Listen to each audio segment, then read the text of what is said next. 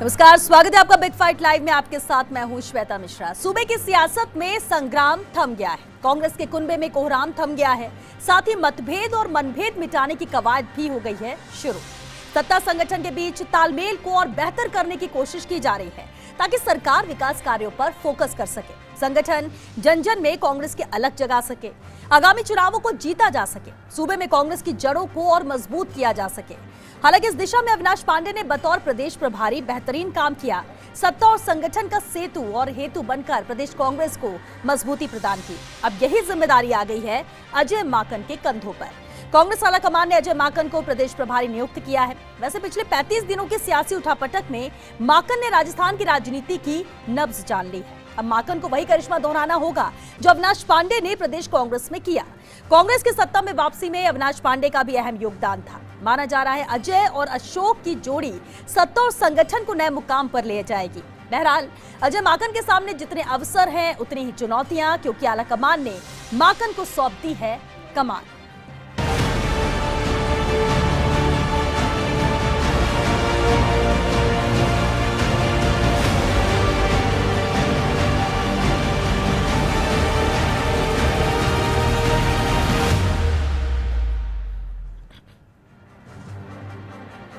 सत्ता और संगठन का तालमेल बनेगा मिसाल। अजय और अशोक की जोड़ी करेगी कमाल। मतभेद मनभेद दूर करने में जुटा आला कमान माकन के हाथ में दी प्रदेश कांग्रेस की कमान। तो क्या है अजय माकन के सामने चुनौतियां और माकन कैसे पांडे की विरासत को आगे बढ़ाएंगे? बिग फाइट पे बहस आज इसी अहम मुद्दे पर और बहस लिए हमारे साथ मौजूद है खास मेहमान। हमारे साथ जुड़े हैं बीजेपी विधायक रामलाल शर्मा जी, कांग्रेस विधायक रामनारायण मीणा जी हमारे साथ हैं और साथ ही राजनीतिक विश्लेषक प्रकाश भंडारी जी भी हमारे साथ हैं। आप सभी का बहुत स्वागत है बिग फाइट लाइव में। रामनारायण मीणा जी, देखिए अविनाश पांडे ने एक मिसाल पेश की कांग्रेस में। जिस तरह से अगर हम पिछले 2-2.5 साल की बात कर ले, बहुत सारे उपलब्धि जो कांग्रेस को मिली, फिर विधानसभा चुनाव जीतने की बात करें या अभी हाल ही में राज्यसभा चुनाव की बात करें, उसके बाद सरकार का बहुमत साबित करने की बात करें, लेकिन अब ये जिम्मेदारी अजय माकन पर आ गई है। और आप किस तरह से देखते हैं कि आपको लगता है कि अब अजय और अशोक की जोड़ी प्रदेश में कमाल करेगी, कांग्रेस को और मजबूत करेगी?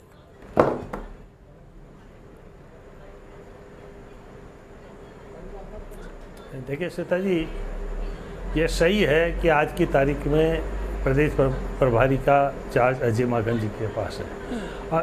पांडे साहब ने अच्छा काम किया, सेतु बने।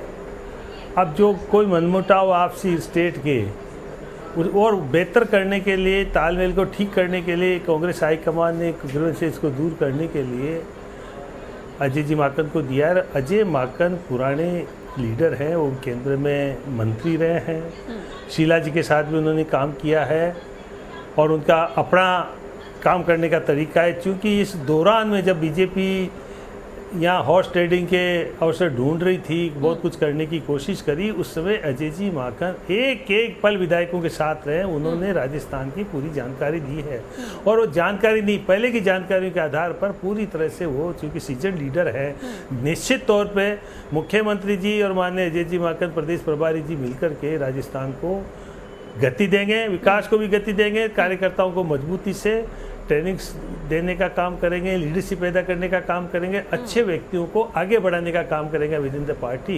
इस बात की पूरी उम्मीद है और प्रदेश के सभी कार्यकर्ता, सभी लीडर्स इस बारे से खुश हैं और उनको साथ में चल के काम करने में किसी तरह की कोई दिक्कत नहीं होगी। इस बिल्कुल बिल्कुल, ये कॉन्फिडेंस है आप लोगों को कि अब आगे और भी बेहतर तरीके से कांग्रेस काम करेगी, एकजुट रहेगी। रामलाल शर्मा जी, देखिए अभी ये सवाल, क्योंकि कांग्रेस को लेकर आप कहेंगे पार्टी का मामला है, पार्टी जिसको भी जिम्मेदारी ले, लेकिन अपनी पार्टी ज्यादा अपने सामने वाली जो पार्टी होती है उस पर भी नजर रहती है कि किससे क्या जिम्मेदारी दी जा रही है, किससे कब जवाब देना पड़ सकता है। तो ये, लेकिन फिर भी सवाल ये कि अब क्योंकि बड़ी नई जिम्मेदारी है प्रदेश प्रभारी की कांग्रेस में अजय माकन को दी गई है, किस तरह से आप देखते हैं क्या चुनौती आने वाले वक्त में अजय माकन के लिए सबसे बड़ी रहने वाली है?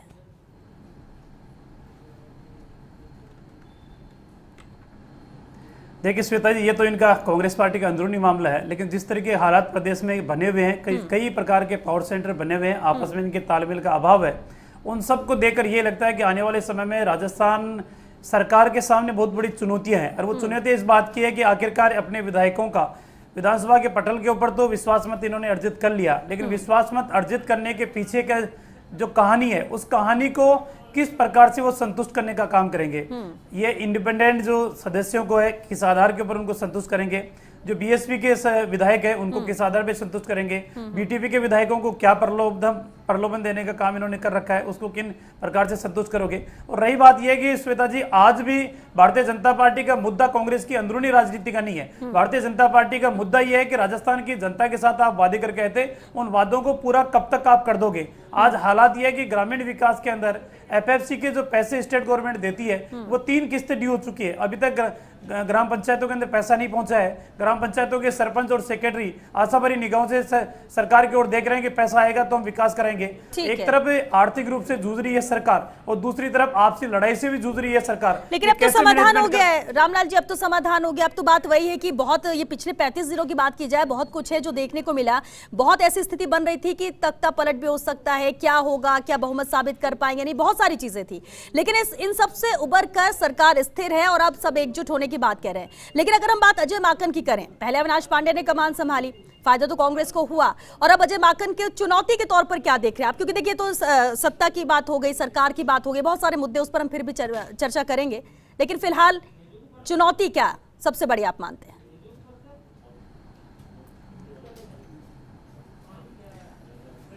चुनौती सबसे बड़ी तो यही है कि इस कांग्रेस के कुनबे को एक जगह बांध रखना पाना अजय माकन के लिए बहुत मुश्किल होगा, क्योंकि अलग अलग गुट बने हुए, अलग अलग महत्वाकांक्षाएं हैं, अलग अलग इनकी सोच है, अलग अलग पावर सेंटर है। संतुष्टि असंतुष्टि के आधार के ऊपर राजस्थान में जिस तरीके से डिपार्टमेंटों के बंटवारे को लेकर भी कई आरोप प्रत्यारोप लग चुके हैं, अब ये किस खेमे को किस आधार पर संतुष्ट करेंगे ये तो समझ के परे। लेकिन इतना निश्चित है कि अजय माकन के आने के बाद में कांग्रेस के जो सुलह है वो होगी या नहीं होगी, लेकिन मुझे लगता है कि राजस्थान की जनता का अहित निश्चित रूप से होगा, क्योंकि ये आपसी झगड़ों को मिटाने का काम करेंगे आने वाले समय के अंदर भी। मुझे लगता है कि जनता के विकास की ओर ये ध्यान देने का काम नहीं करेंगे। ठीक है, ठीक है। हमारे साथ प्रकाश भंडारी जी भी है, राजनीतिक विश्लेषक हैं। प्रकाश जी, अब देखिए, अहम सवाल ये कि अविनाश पांडे ने जिस जिम्मेदारी को निभाया है, इस लेगेसी को क्या अजय माकन आगे बढ़ा पाएंगे? किस तरह की चुनौती और अवसर आप मानते हैं अजय माकन के लिए है राजस्थान? देखिए, पांडे जी जो है वो 2000 इस विधानसभा के चुनाव के पहले से 2017 से ही वो प्रदेश के प्रभारी रहे, और आते ही उन्होंने ये देखा था कि इस संगठन को कैसे और मजबूत किया जाए, क्योंकि चुनाव की तैयारी करनी थी, और चुनाव की तैयारी के अंदर उनका जो सामंजस्य था वो पायलट के साथ, सचिन उस वक्त अध्यक्ष थे, और दोनों में तालमेल था, बढ़िया था, सब कुछ था। लेकिन सचिन जी में और पांडे जी के बीच में ये गांठ कब पैदा हो गई, कहाँ कब लग गई, ये गांठ कब लग गई, जिसका उनको आगे तक अभी तक शोभ रहा था कि वो उनकी नाराज़गी रही थी कि पांडे जी शायद उनसे ज़्यादा अशोक जी की परवाह करते हैं या उनको तवज्जो देते हैं। लेकिन इस सबके बावजूद अगर आप देखें तो जो सचिन जी की मांग थी, उसमें प्रमुख मांग ये थी कि पांडे जी नहीं रहेंगे।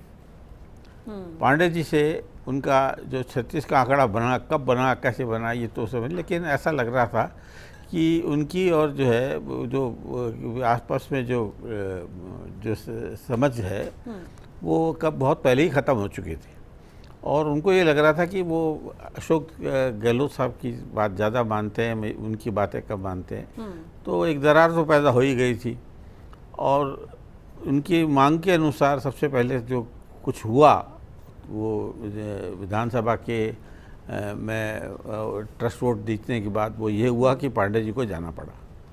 पांडे जी ने अपने कार्यकाल में जब वो राज्य के प्रभारी थे, उन्होंने ज़रूर कुछ अच्छे काम किए। सबसे बड़ी बात है, सारे जिला इकाइयों को उन्होंने एक्टिव किया।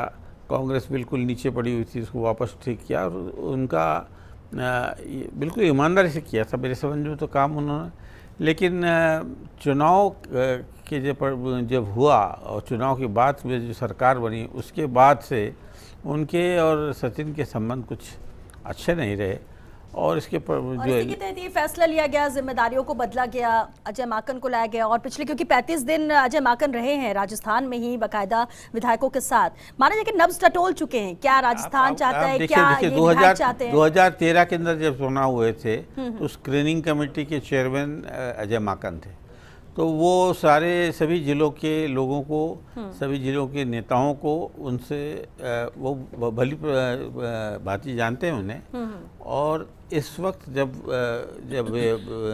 कांग्रेस पर संकट आ पड़ा था, सरकार बचाने की जुगत सब लगे हुए थे, तो अजय माकन रणदीप सुरजेवाला के साथ एक ही विधायकों से मिले, सबसे बातें की।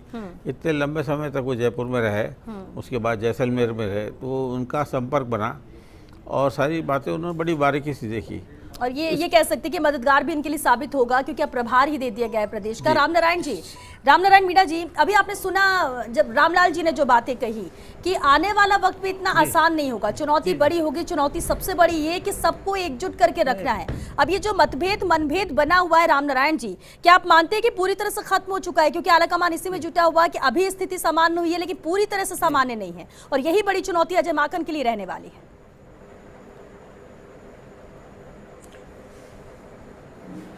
श्वेता जी, आपने नहीं सुना रामलाल जी गुनगुनाते रहते हैं, ख्याल अच्छे हैं गालिब दिल बहलाने को। उनको तो ये जिस तरह से सरकार के बारे में बोल रहे थे, तालमेल नहीं होगा प्रदेश की जनता को, ये शासन में नहीं रहे मैं मानता हूँ, लेकिन शासकीय दल में भी रहे हैं। रामलाल जी अच्छे वर्कर रहे हैं।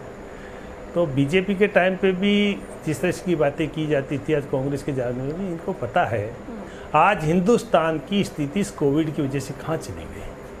आज हमारे सारे इंस्टीट्यूशंस को बेच करके 23 बेच दिए, 3 को और बेचने की कोशिश करी केंद्र सरकार। तो ये तो नेशनल इश्यूज हो गया, हम इस पे बात करेंगे, लेकिन आप टू द पॉइंट सर जो सवाल किया उसका जवाब दे दीजिए। रामनारायण जी, क्या वाकई में मनभेद को दूर करने की कवायद जो आलाकमान कर रहा है वो दूर हो चुकी है, या आने वाले वक्त में ये सब फिर से देखने को फिर से नजर आ सकता है? नहीं, ऐसा नहीं है। आपने देखा माननीय सचिन जी पायलट ने साफ कहा है कि अशोक गहलोत मेरे से बुजुर्ग है, मुझसे सीनियर है, मैं उनसे मिलने हाउस में जाऊंगा। और सचिन जी ने आने के बाद में माननीय अशोक जी के घर पे मीटिंग हुई विधायक दल की, स्वतंत्रता से आए और विधानसभा में भी उन्होंने कहा कि मैं कांग्रेस का कार्यकर्ता हूँ, मन में कतई गीला नहीं था, वो सबने देखा है।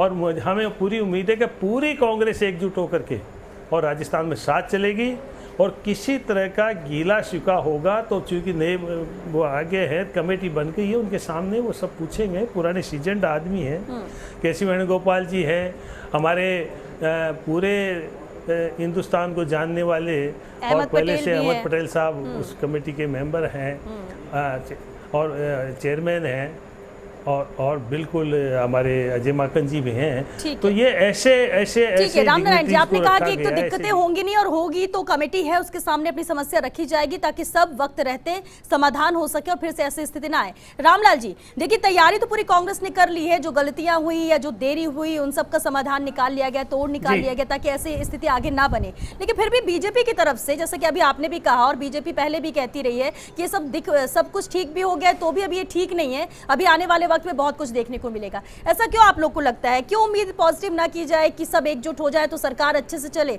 जब सरकार अच्छे से चलेंगे तो जनता के काम होंगे, और विपक्ष के तौर पर आप लोग भी यही चाहते हैं कि जो समस्याएं हैं, जो मुद्दे हैं, उसका समाधान हो, जनता परेशान ना हो।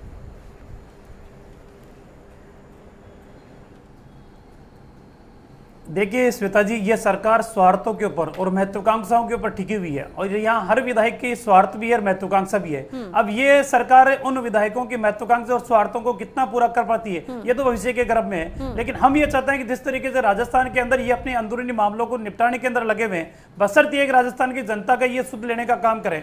आज जिस तरीके से आपने देखा होगा कल किस तरीके से बाड़मेर के अंदर खनन माफियाओं ने एक व्यक्ति को मारने का काम किया, आज बांसुर के अंदर एक दुकानदार को किस तरीके से घसीट के बाहर दुकान खाली कराने का काम किया, पाली के अंदर अनुसूचित जाति महिलाओं के साथ ठीक है, आप ये मुद्दे बता रहे हैं, बिल्कुल ठीक है।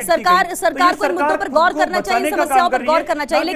लेकिन रामलाल जी, अभी आपने एक बात कही कि सभी विधायकों का अपना स्वार्थ है इस सरकार में, लेकिन अगर हम बीजेपी की बात करें, वहां पर भी अलग अलग पावर सेंटर्स की बात कही जाती है, वहां पर भी गतिरोध है। अभी सरकार यहाँ पर स्थिर है, गिरी नहीं, यहाँ पर ट्रस्ट वोट की बात सामने आई थी और इस बीच वहां पर भी मुख्यमंत्री के कई चेहरे नजर आने लगे थे, कई अपने आप को प्रेजेंट करना चाह रहे थे। बीजेपी में भी तो यही है, फिर स्वार्थ कहां पर नहीं है? यानी हम ये मान लें कि स्वार्थ का दूसरा नाम ही राजनीति है।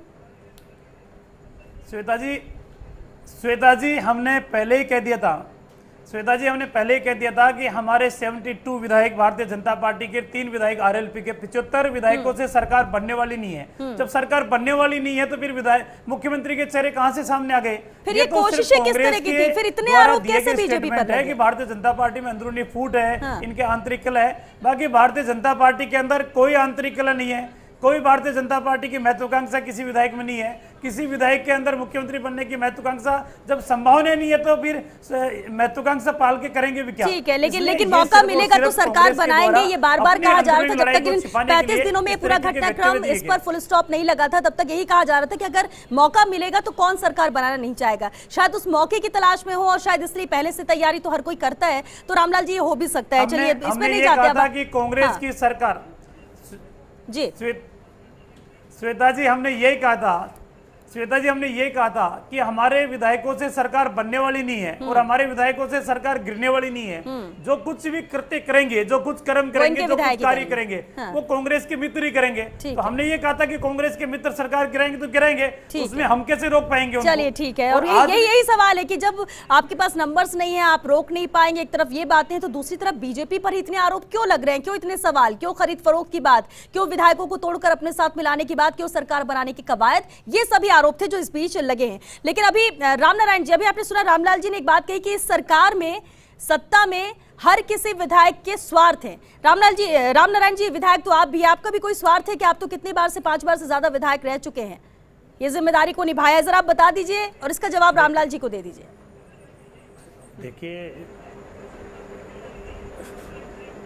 देखिए श्वेता जी, रामलाल जी उनकी पार्टी के बारे में जो विचार रखते हैं वो हमारे बारे में नहीं कहना चाहिए। इन्होंने कहा था सरकार बनाएंगे, ये कहते केंद्रीय मंत्री से लगा के, कॉन्स्टिट्यूशनल पोस्टों पे बैठे हुए लोगों को लगा करके, लीडर ऑपोजिशन को लगा करके, कितने इनके उम्मीदवार खड़े हो गए।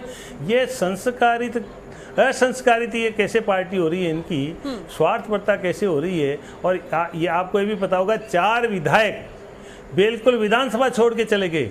इतनी अनुशासनहीनता बीजेपी में हो और वो हमारे ऊपर इस तरह की बात करें। रामलाल जी की बात अलग है, ये सीजनड आदमी है, समझदार आदमी है, ऐसा आदमी सामने आए तो सब इसके साथ जुड़ सकते हैं। लेकिन रामलाल जी को वही भाषा बोलनी चाहिए जो इनकी पार्टी के बारे में कहे। हमारे बारे में इस तरह की बात करने से कोई मतलब नहीं है। रामलाल जी कांग्रेस को आप जानते हो, कांग्रेस की विचारधारा को आप जानते हो। देश को आगे बढ़ाने वाली पार्टी कांग्रेस है। देखिए, राजस्थान को आगे बढ़ाया कांग्रेस ने बढ़ाया है और रामलाल जी को तो पूरा पता है कि कांग्रेस ने सब कुछ किया है। रामलाल जी भी प्रारंभ के दिनों में कहाँ थे, ये सारी बातें हैं। ये तो प्रशंसक है कांग्रेस के, अच्छी तरह से प्रशंसक है और हम इनको अच्छा व्यक्ति मानते हैं बीजेपी में। ठीक है रामलाल जी। तो रामनारायण जी, आखिरकार क्या है कि जब आप सत्ता में रहते हो, सत्ता के बाद जब चुनाव होते हैं जी, नहीं श्वेता जी, मैं रामनारायण जी से ये पूछना चाहता हूँ कि जब आप सत्ता में रहते हो, गलतफहमी में बताओ, मैं रामनारायण विधायक हूँ, मैं विधायक हूँ, मेरी पार्टी जब अच्छे काम किए होते तो जनता इतनी नकारती क्यों है? 2008 से 2013 तक आप सत्ता में रही है। 2013 की सत्ता के बाद में आप सत्ता में रहे, 2013 तक आप सत्ता में रहे। 2013 में आप 21 सीटों के ऊपर सिमट गए। ठीक है रामलाल जी, बहुत अच्छा सवाल रामलाल जी, बहुत अच्छा सवाल कि अगर अच्छे काम करते तो नकारती क्यों है? लेकिन फिर 5 साल बीजेपी की भी सरकार रहती है, फिर अगर बीजेपी अच्छा काम करती है तो फिर कांग्रेस कैसे आ जाती है? जनता बीजेपी को भी नकार देती है। अगर ये सवाल है कि अगर आप अच्छा काम करते तो नकारते नहीं, तो बीजेपी की भी तो सरकार बनती है। श्वेता जी, मेरी बात सुनिए जी। श्वेता जी, हम 120 के ऊपर आए थे 2003 के अंदर। जब 2008 के अंदर आए तो हम सम्मानजनक स्थिति में 78 सीटें लेकर आए। जब 2008 के अंदर गए हम तो उस समय 78 सीटें हमारी थी, और अब की बार 2018 में हम गए, लेकिन फिर भी हमारी 72 सीटें हैं। इनकी तरह नहीं है कि सत्ता में रहे तब तो बहुमत के साथ रहे, यानी और ये जो सत्ता से 21 जाए सीटें तो आई 21 थी सीटों के ऊपर से 2013, ठीक है, हमारी आप इतनी- 21 सीटों की बात कर हमारे रहे हैं। विकास के चलिए। कामों को हमने हाँ। समझाने में कहीं ना कहीं दिक्कत हुई होगी। ठीक है। बाकी विकास तो हमारी वसुंधरा जी की सरकार ने बहुत बेहतरीन तरीके से चलिए किया है। देखिए, दोनों कांग्रेस हो या बीजेपी हो, अपनी अपनी उपलब्धियां भी बताएंगे, कहाँ कमी सामने वाले की विपक्ष के तौर पर वो भी बताएंगे। देखिए ये तो चलता ही रहेगा, लेकिन प्रकाश भंडारी जी, एक अहम सवाल जरूर है कि क्योंकि हम बात अजय माकन की कर रहे हैं, उन्हें जिम्मेदारी दी गई है, इससे पहले अविनाश पांडे भी ने भी बखूबी जिम्मेदारी को निभाया है, कई उनके नेतृत्व में जीत भी दर्ज की है राजस्थान में कांग्रेस ने। लेकिन अब ये जो बार बार बीजेपी की तरफ से भी सवाल उठ रहे हैं कि मतभेद मनभेद तो बना ही रहेगा, आने वाले वक्त में फिर से ऐसी चीजें देखने को मिलेंगी, भले ही यहाँ पर कमेटी बन गई हो, लेकिन समस्याएं इनकी जस की तस है, और जो विधायक बागी हुए हैं उनकी तरफ से भी ऐसे सवाल उठ रहे हैं। तो कितनी संभावना लगती है कि जो अभी आज के वक्त में कहा जा रहा है कि सब कुछ ठीक है, हमारे मुखिया ये हैं, हम जनता के लिए काम करेंगे, कांग्रेस के सभी विधायक एकजुट हैं, ये कितनी सच्चाई है? क्या आपको लगता है कि ये सिर्फ मौजूदा स्थिति की बात है, आने वाले वक्त में बदलाव हो सकता है, फिर नाराजगी देखने को मिल सकती है, और इसे कंट्रोल करना, इस सब में समन्वय बिठाना, ये चुनौती रहेगी अजय माकन के लिए? देखिए, यहाँ प्रश्न उठता है कि अजय माकन जो है वो संगठन का कार्य देखेंगे या सरकार की तरफ भी उनकी नज़र हो। सरकार और संगठन दो अलग अलग चीज़ें होती है। संगठन, सरकार को संगठन से बल मिलता है, से इंस्पिरेशन मिलता है, और संगठन का कुछ निर्देश भी होता है जिसकी पालना सरकार करती है। संगठन के अपने नीति नियम हैं, उसका पालन करना हर सरकार का कर्तव्य है। मुख्यमंत्री का कर्तव्य है कि अपनी पार्टी के द्वारा जो डिक्टेट मिलता है, पार्टी जो आदेश मिलता है, निर्देश मिलता है, उसका वो पालन करें, और अपनी नीतियों में और अपने प्रशासन या क्रियान्वयन में उसका कहीं ना कहीं उसका उपयोग करें। लेकिन सबसे बड़ी बात जो अभी देखने को मिलती है, एक तरफ हम देखते हैं कि 19 डिसिडेंट्स, 19 जो हैं, जो ऐसे लोग हैं जो सरकार के कामकाज से या अशोक गहलोत से नाराज़गी थी। एक तरफ तो 19 हैं और दूसरी तरफ 100 हैं। अब 100 और 19 का जो है, इसके अंदर ये खाई बहुत लंबी चौड़ी है, और इसको पाटना बड़ा मुश्किल काम है। सबसे बड़ी बात है, जो 19 वापस आए हैं वो किसी उम्मीद से आए हैं, और जो 100 बैठे हुए थे वो भी उम्मीद से बैठे हुए थे। ऐसी और सबसे बड़ी चुनौती सभी को खुश रखना भी हो जाता है, जिसमें भी नाराजगी होगी उसे मनाना फिर बड़ा मुश्किल। ऐसी स्थिति में जो सबसे कठिन दौर से गुजर रहे हैं, उस व्यक्ति का नाम मुख्यमंत्री अशोक गहलोत है। जी जी। न सिर्फ वो उन्हें एक सामंजस्य, एक बैलेंस बनाना है। सर, क्योंकि वक्त खत्म हो रहा है। बहुत शुक्रिया आप सभी का इस चर्चा में शामिल होने के लिए। माकन को कमान सौंप दी गई है, एक बड़ी चुनौती यहाँ पर जरूर रहेगी, समन्वय बिठाकर रखना, सबको एक साथ लेकर चलना। अगर नाराजगी है तो कमेटी भी बना दी गई है, जहां कमेटी के सामने वो शिकायत रख सकते हैं और उसका जल्द समाधान किया जा सके। हालांकि उम्मीद हर कोई यही कर रहा है कि अब ऐसी स्थिति नहीं आएगी, मतभेद मनभेद सबको दूर किया जाएगा, एकजुट होकर जनता के हित में काम किए जाएंगे, ये उम्मीद जताई जा रही है, और इसे लेकर कवायद कोशिश भी जारी है। और यही बड़ी चुनौती समन्वय को लेकर, खासतौर से सत्ता संगठन के बीच समन्वय बिठाने को लेकर रहेगी अजय माकन के लिए। चलिए, इसी के साथ बिग फाइट लाइव में आज के लिए बस इतना ही। नमस्कार।